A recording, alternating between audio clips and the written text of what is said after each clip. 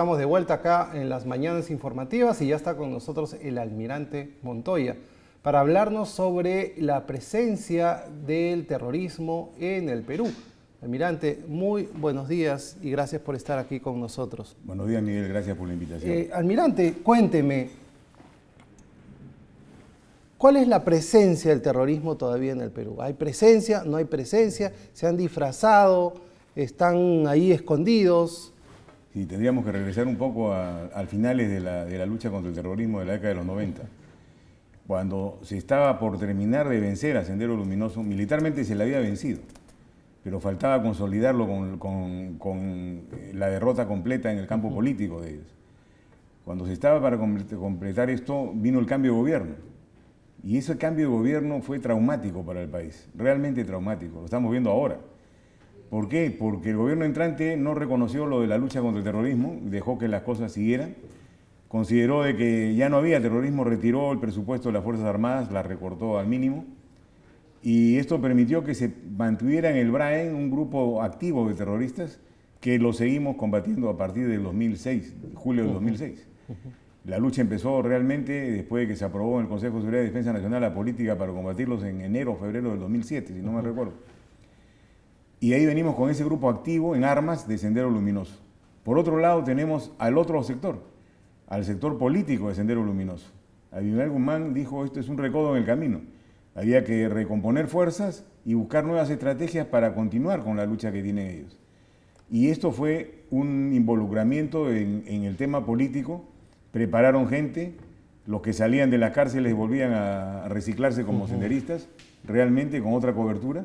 Y así llegamos al Movadef, ¿no? Por una inacción absoluta de nuestra democracia contra su enemigo principal del terror, Sendero Luminoso. Porque no ha habido una reacción política para esto. Simplemente se ha dejado que crezca y nos ahogamos en nuestras leyes y en nuestras normas y no hacemos nada por detenerlos.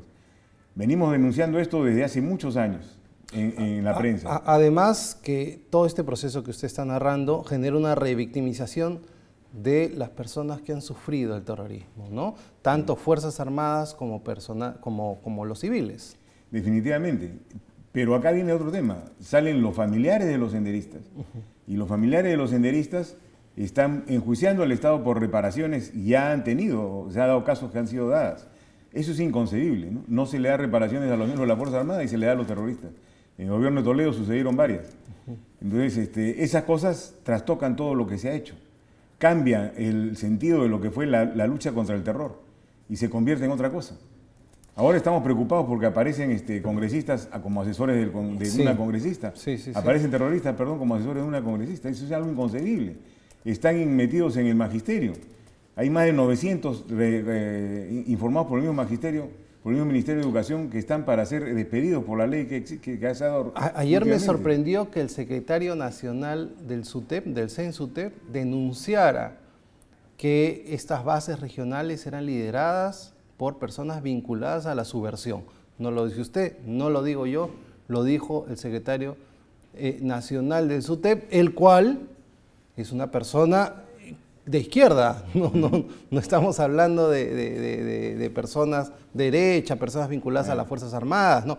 Un señor de izquierda, secretario general de un gremio, denuncia de terrorismo a los líderes del magisterio de las regiones. Y lo peor es que el ministro de Educación desconoce la institucionalidad gremial y se va a hablar con los senderistas, los supuestos senderistas o subversivos. Eso es lo que yo no entiendo. ¿Por qué las autoridades del gobierno establecen diálogos con organizaciones no reconocidas? ¿Dónde está la inteligencia, almirante? No es que no haya inteligencia, lo que no hay es voluntad. Y hay una confusión de qué cosa es democracia. No saben los que están en estos puestos públicos qué les corresponde hacer en el país.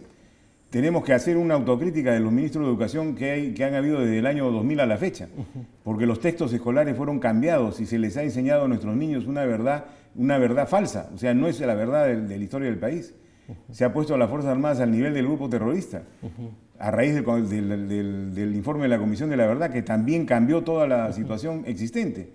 O sea, no era el Estado peruano defendiéndose defendiéndose la democracia con sus armas que tiene el Estado para defenderse, que son las Fuerzas Armadas y la Policía Nacional, sino era Sendero contra las Fuerzas Armadas y el Estado y los políticos en balcón. No es así. He escuchado sus declaraciones con respecto a que era una guerra del Estado contra unos delincuentes, contra el terrorismo. Que atentaba contra la libertad y la democracia. Correcto, pero en un Estado de Derecho, las familias de estos delincuentes y los delincuentes, en este caso los terroristas, también tienen derechos. ¿Cuál es su posición con respecto a eso? Tienen derecho a ser juzgados una vez que son detenidos. Eso es el único derecho que les reconozco. Porque son delincuentes terroristas extremistas. Ellos han generado daño, muerte, terror en el país durante 20 años casi. Esos no tienen derecho a nada más. ¿Y qué siente un hombre de carrera militar, institucional y que ha defendido al Perú como usted, con una trayectoria impecable, cuando sale un terrorista como Osman Morote a tener arresto domiciliario? Es indignante. No hay palabras para calificarlo. Pero lo más triste de esto es que estamos perdiendo la lucha contra el terrorismo en el campo político. Y lo más triste de esto es que nuestros políticos no toman conciencia de su responsabilidad en este tema. Ellos son los responsables de parar esto. Un Estado democrático genera leyes para defenderse y para generar una democracia plena. Si esa democracia se ve atacada, debe dar leyes para poder eliminar los enemigos de la democracia. Y este Estado es inerme ante esto. Considera de que cumplieron, ellos no han renunciado a su postura ideológica. No hay ningún terrorista que se haya arrepentido de lo que ha hecho. Siguen manteniéndose activos y se han infiltrado en los sitios que consideran que pueden causar más daño a la democracia y obtener sus objetivos, a vista y paciencia del Estado completo, ¿no? Todos los ministros de Educación que han pasado han permitido que esos textos circulares sigan vigentes hasta el momento. El año pasado la Comisión de Educación del Congreso llamó a una mesa de trabajo para analizar estos libros. Y en esa mesa de trabajo se vio la barbaridad que se había permitido en el Estado. Y se coordinó el Congreso con el Ministerio de Educación para que los corrija. El Ministerio de Educación está en ese proceso de corregir, pero es tan lento el proceso que va a tomar 2 o 3 años cambiar los textos, por todos los sistemas que tenemos burocráticos de compra, adquisición, licitación, impresión y formulación de textos. Entonces tenemos todavía 3 años sabiendo que estamos enseñando mal a nuestros niños, dándole esas publicaciones. Esto es increíble, pero sucede en nuestro país. Esto no sucede en ninguna parte del mundo. Cuando en Europa aparece el terrorismo islámico, inmediatamente toman acción, salen las Fuerzas Armadas a la calle. Acá no podemos. A las Fuerzas Armadas las han convertido en inoperantes con las leyes de empleo de fuerza que hay.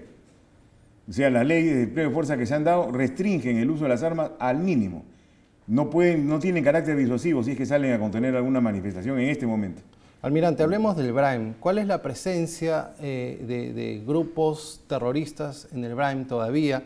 ¿Hay una presencia militar ahí? ¿Cuál es? Si tenemos la tecnología, si tenemos recursos como Estado, si tenemos Fuerzas Armadas, ¿por qué no hemos podido erradicar en el campo militar a estos terroristas? Entiendo que la lucha política es otra, pero en el tema militar, en las acciones, ¿por qué no hemos podido vencer al terrorismo? Le explico. Sí. Me tocó a mí comenzar la lucha en este nuevo periodo cuando estuve jefe del comando conjunto. No teníamos inteligencia, porque la inteligencia había sido desactivada en el gobierno anterior, que es el de Toledo. Y sin inteligencia no se puede combatir al terrorismo en una región como el BRAIM, ni en ninguna parte. ¿Por qué? El terrorista no viste uniforme, el terrorista se viste como la gente del pueblo, el terrorista tiene su base de apoyo dentro de la misma población, el terrorista vive con ellos, forma parte de sus familias, tienen vínculos familiares y vecinales con los de la región y los protegen. Ellos han estado ayudando a esa región durante todo ese periodo de gobierno, les daban hasta dinero para sus líneas de agua. ¿De dónde sale ese dinero? Del narcotráfico. Del narcotráfico. Una alianza que tienen desde que empezó el terrorismo. Se financiaron siempre con el narcotráfico. Entonces, ese núcleo es muy difícil romperlo, tiene que generarse inteligencia. En ese momento yo lo dije, no menos de 7, 8 años para poder tener resultados. Y ha sido así, y se está teniendo resultados. Son lentos, pero se están teniendo. ¿Por qué no se tienen de una manera rápida? Sabemos dónde están, pero si atacamos, tenemos muchos daños colaterales. ¿Qué daños colaterales? Niños muertos, mujeres muertas, ancianos muertos. Porque había que entrar de frente al lugar que está protegido por esta gente. Correcto. Entonces, hay que buscar la oportunidad, es paciencia.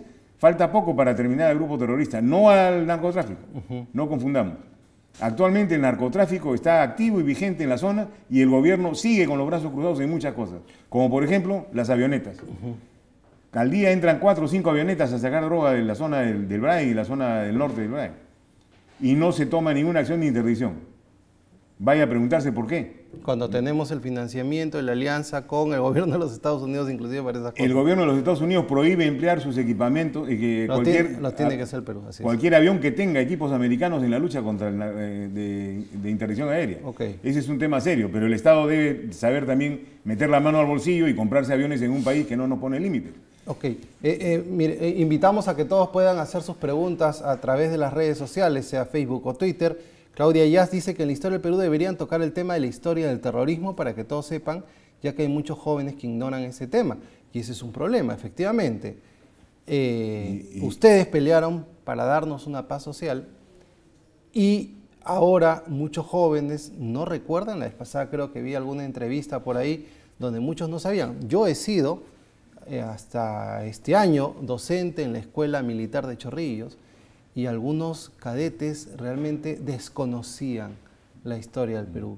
Lo que usted dice, la educación, tenemos un problema de poder, tenemos un problema de memoria histórica. Y yendo a la memoria histórica, ¿cuál es su posición con respecto al lugar de la memoria? Sí, primero le contesto lo de la historia del Perú, que se menciona en la pregunta que está haciendo. No tenemos curso de historia del Perú. O sea, habría que interrogarle al Ministerio de Educación por qué eliminaron el curso de Historia del Perú. Yo creo que ese curso debe ser permanente a lo largo de toda la educación primaria y secundaria, medido y dosificado de acuerdo a la edad de los niños. No existe ese curso. Existe otro enfoque sobre la educación. Con relación al Museo de la Memoria, la verdad que para mí nunca debió existir, ¿no? No debió existir un museo de historia, sí, pero un museo de la memoria, ¿de qué? ¿No? Yo me pregunto de qué. Los museos de la memoria se han hecho normalmente cuando los países han estado bajo dictaduras y se ha cometido tropelías contra la población. Acá no ha sucedido eso. Acá hemos estado bajo gobiernos democráticos elegidos por el pueblo y la Fuerza Armada cumpliendo las directivas de esos gobiernos. No hemos hecho lo que hemos querido, hemos cumplido las órdenes políticas que recibíamos para ejecutarlas. Y eso no merece lo que está sucediendo en el Museo de la Memoria. En el Museo de la Memoria hay un escarnio hacia las Fuerzas Armadas. Pero ¿no cree que es mejor que la gente dé su opinión, se forme su opinión sobre una historia que se cuente de una manera independiente? Acá hay un asunto que creo que tenemos que pensarlo bien, ¿no? Un país crece sobre sus historias. Un país se desarrolla sobre lo que la gente cree. La tradición oral en nuestro pueblo es una tradición ancestral, sobre todo en la serranía, ¿no? Y se cuenta la historia de lo bueno que tuvieron y que hicieron para poder crecer y desarrollarse como imperio. No de lo malo. Lo malo se corrige en el momento, se sanciona y se sepulta. No puede permitirse que se construya una historia sobre lo malo. Que hubieron actos indebidos, sí hubieron y fueron sancionados. Y la Fuerza Armada jamás permite esas cosas. Son expulsados de sus fuerzas y ya no se consideran militares a esos que han cometido esos actos, por los actos que cometieron. Pero eso es el 0.03% de todos los actos realizados durante ese periodo. Y eso es lo que resalta el Museo de la Memoria en un 90%. O sea, no hay proporcionalidad para contar la historia, ni siquiera eso. Y ahora vaya a ver cuál es el programa próximo del Museo de la Memoria. El programa próximo del Museo de la Memoria es un programa de sensibilización para las minorías LGTB. ¿Qué tiene que ver eso con la memoria? ¿No? O sea, está siendo usado por grupos de interés con carácter ideológico diferente a lo que el país y la democracia quieren. Correcto. Y pagado por nosotros, porque esa plata que funciona ahí es de todos los peruanos. Es del Estado. En España, ETA desarrolló un brazo político como el Movadef, que se llama Bildu, y es parte del Parlamento español. En Colombia ha entrado a segunda vuelta un exguerrillero llamado Gustavo Petro, que fue alcalde de Bogotá. El presidente Santos acaba de hacer un tratado de paz con las FARC.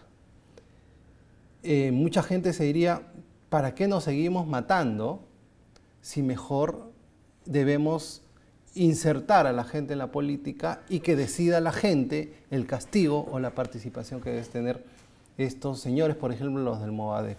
¿Cuál es su posición con respecto a ello? No existe tregua con el enemigo. Cuando el enemigo es definido, es eliminado. No se negocia con un enemigo de esa naturaleza que hemos tenido acá. Jamás. El enemigo queda sepultado una vez que termina la guerra. En la memoria histórica y en todo lo que se quiera. Lo que ha hecho Colombia es para mí una aberración y una burla a todos los muertos que han tenido en sus Fuerzas Armadas, todos los secuestrados que han tenido. Han negociado con el narcotráfico. Santos ha negociado con narcotraficantes. Eso es lo que ha hecho para sentar en el gobierno a un narcotraficante después. O sea, el poder del narcotráfico es realmente admirable. Es increíble cómo puede manejar hasta un país. ¿Qué cosa eran las FARC? Eran grupos de narcotraficantes, eran carteles de narcotráfico. Ellos han vivido y su economía se daba por el narcotráfico.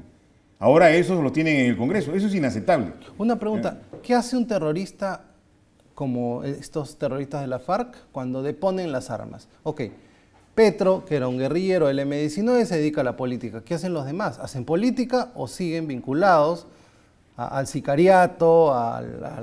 ¿Qué hace cuando se desmoviliza un terrorista? Estamos hablando en números en Colombia de una desmovilización de unos 12.000 a 15.000 hombres, en armas y armados como ejército, no terroristas como los nuestros. Los nuestros eran terroristas. Estos convivían con el narcotráfico, tenían zonas del país controladas, acá no sucedió eso nunca. O sea, era otro tipo de enfrentamiento. Eso siguen actualmente y ahora están dedicados al negocio del narcotráfico, cruzan nuestras fronteras por el Putumayo. El problema va a venir a todos los países vecinos ahora, porque se va a desbordar el tema de Colombia. Almirante, ¿qué opina cuando ve una imagen de Montesinos compartiendo patio con un terrorista? Le tocó la suerte de compartirlo. Es una ironía de la vida de repente, ¿no? Pero para usted, ¿está bien que Montesinos esté en la cárcel o usted cree que estuvo bien, era parte de la guerra y hay que está bien que todo vale, la guerra y el amor todo vale? Está bien porque fue juzgado y fue declarado culpable y su actitud, él estuvo haciendo unas cosas que no debieron hacerse, ¿no? Correcto. Lo que le han probado, ha robado dinero, todo eso, está bien que esté preso. Correcto. No es La señora Olivari dice acá, cree que la eliminación de la instrucción premilitar en los colegios hace que sea más fácil captar gente a los terroristas por falta de enseñanza de amor a la patria. Es posible. O sea, la educación en los colegios ha cambiado mucho de la época en que yo lo seguí, que usted lo siguió, claro, y que la mayoría de los que estamos acá lo seguimos, ¿no? Y lo peor de todo y lo más lamentable es que los padres no saben qué estudian sus hijos. Muy pocos padres saben qué estudian sus hijos, porque si lo supieran, no hubieran permitido que les estén enseñando durante 10 años lo que están en los textos de educación, ¿no? Eso es increíble. ¿Cómo evalúa la actual gestión del ministro Huerta en defensa? Bueno, acaba de tomar el cargo, hay que esperar unos meses para ver cuál es su resultado. Creo que el primer resultado que tiene que lograr es retirar la demanda de anticonstitucionalidad sobre las pensiones que ha hecho el gobierno anterior, porque eso afecta a las Fuerzas Armadas directamente y aparte el sustento de esa demanda tiene muchas cosas falsas, aunque parezca mentira. El Ministerio de Economía y Finanzas ha escrito datos equivocados y errados ex profeso para convencer al Tribunal Constitucional de que es un exceso lo que se ha hecho. O sea, eso debería retirarlo para empezar con buen pie su gestión. Correcto. Sabina Acosta dice, lamentablemente por la falta de noción de muchos, los terroristas usan mentira, manipulando a la población y a la juventud, ocultando sus actos de violencia. El gobierno debe poner mano dura a los terroristas. ¿Usted está de acuerdo con una ley de muerte civil para un terrorista a lo largo de su vida? Yo creo que un terrorista nunca debe trabajar para el Estado. Nunca en su vida o lo que le quede de vida debe trabajar para el Estado. Que realice sus actividades de forma privada. Ese es el único derecho que podría tener. Pero en el Estado de ninguna manera. ¿Cree que hay posibilidad de rehabilitar a un terrorista? Depende del terrorista. Si ha salido de la cárcel, ¿ha visto alguno que se haya arrepentido? ¿De alguno de los que han liberado a Osman Morote se ha arrepentido alguno de estos que ha salido? Ninguno. No, es parte de su estrategia simplemente que modifican el discurso, pero siguen con esa violencia. Modifican el discurso para la prensa, pero porque su estrategia le dice que debe hacerlo así. Y que deben ocupar foros académicos, ¿no? En educación metidos hasta donde puedan, o entrar al Poder Judicial, copar el Ministerio Público, y ya están avanzando. Usted sabe que el tema del frontón está, la causa contra los marinos está promocionada por ONGs, el Movadef está defendiéndolos, el Movadef está sentado defendiendo a los familiares de los terroristas en el juicio que se le hace a los marinos, algo increíble, terroristas defendiéndose de terroristas. Eso está sucediendo en este momento. Hay como 10 o 15 abogados del Movadef defendiendo, atacando a los marinos del frontón. Yo le cuento, he estado viviendo un par de años en Europa, he regresado hace poco, y vi cómo levantan fondos, efectivamente engañando a gente. Existe mucha sensibilidad en Europa por las ayudas sociales en América Latina. Y se juntan estos senderistas, ¿no?, a hablar de esta guerra romántica que hacen estos señores acá, la cual no llaman terrorismo, sino la llaman revolución social, y con eso levantan fondos. También debemos tener un control y una regulación sobre las donaciones que van a las ONGs. Eso no quiere decir que haya control sobre las ONGs, pero el dinero tenemos que saber para qué se usa, ¿no? Definitivamente. Muchas de esas ONG tienen como finalidad ayudar a que el terrorismo vaya entrando en todos los sectores que se puedan del gobierno, del Estado. Así es. ¿No? Y eso hacen a vista y paciencia de todos. Nadie lo fiscaliza. ¿Y qué hacemos ahora que se vienen estas elecciones municipales para evitar candidatos vinculados con el narcotráfico del terrorismo? Porque se están infiltrando. Dicen, no podemos ir por el Movadef, no creo que se queden tranquilitos diciendo, voy a esperar que legalicen a mi partido. No, se meten en otros partidos y por eso los tenemos en el Congreso, en el Parlamento andino, en el Parlamento... No, la señora Obregón es nuevamente candidata y no pasa nada. Claro, acá viene un tema complejo, ¿no? Porque es imposible que un sistema de inteligencia como el que tenemos ahora, que no está en su mejor momento tampoco, pueda hacer un seguimiento de esta naturaleza y de esta magnitud en todo el país. Acá tiene que funcionar la sociedad, ¿no? La municipalidad, que es el embrión de la sociedad, debe funcionar, los vecinos deben ser más activos. Si alguien conoce que alguien tiene esas afiliaciones, debe hacerlo público, no deben tener temor a enfrentarse en la plaza pública, en discusiones políticas, para hacerlos y evidenciarlos y evitar que la gente vote por ellos. Eso sería un triunfo de la democracia. Pero hay que sensibilizar a la gente, hay que enseñarle que tiene que hablar sin miedo, no tiene que tener temor de decir ese es un terrorista y no merece hacer actividad política. Y punto, porque he escuchado a muchos opinólogos hablar de que hay que darles espacio, que en el debate, ¿qué debate si son los enemigos? Con el enemigo no se debate, se le vence y eso hay que tenerlo claro. Correcto, entonces muerte civil o cadena perpetua para los terroristas, no revictimizar a las personas que han sufrido. Hemos tenido en este set a las familias víctimas del terrorismo, gente vinculada a la izquierda que dice con el terrorismo no se negocia y coinciden, ¿no? Esto no es un tema de conservadores, de promilitares, sino de salvaguardar al país y a su población. El peruano tiene metido algo adentro de las Fuerzas Armadas, jamás se han rendido. Podrán haber sido eliminados y perdido alguna que otra batalla, pero jamás se han rendido. Y eso lo tenemos claro en nuestra actitud como peruanos, en general. Por eso es que no negociamos con el terrorismo, a la inversa de Colombia y otros países que lo hacen, porque consideramos que eso no debe darse en nuestra sociedad. Ok. Almirante, muchas gracias por el tiempo. Ha sido bastante corta la entrevista, pero por estos medios digitales la tenemos que hacer así. ¿Usted estaría dispuesto a tener un debate con tal vez algún promotor del lugar de la memoria? No. No. Porque para mí ese lugar no existe, ¿no? Correcto. O sea, acá no estamos debatiendo quién tiene la razón. El Estado tiene la razón y la razón es una en este caso. Pero le van a decir, crear el Estado una historia, se equivoca. El Estado en algunas cosas no se debe equivocar y en la historia menos. O sea, nosotros hemos vencido al terrorismo de manera clara y transparente bajo gobiernos democráticos. Los que cometieron excesos fueron sancionados y están presos. Y los que no están presos, que lo denuncien y han pasado más de 30 años. Tenemos más de 1000 militares denunciados sin pruebas en este momento.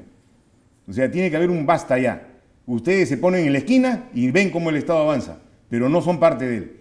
Eso no lo puedo aceptar, por eso no acepto un debate de esa naturaleza. Correcto, almirante. Muchas gracias y esta es su casa para cuando quiera venir a comentar nuevamente. Muchas gracias y regresamos con Tamara Baltodano y con la diputada Edipcia Dubón, quien está desde los Estados Unidos, se va a contactar con nosotros para hablar sobre la situación de Nicaragua y sobre el dictador Daniel Ortega, porque hay que decir las cosas por su nombre. En Nicaragua hay un dictador que se llama Daniel Ortega. Regresamos con las mañanas informativas de UCI Noticias.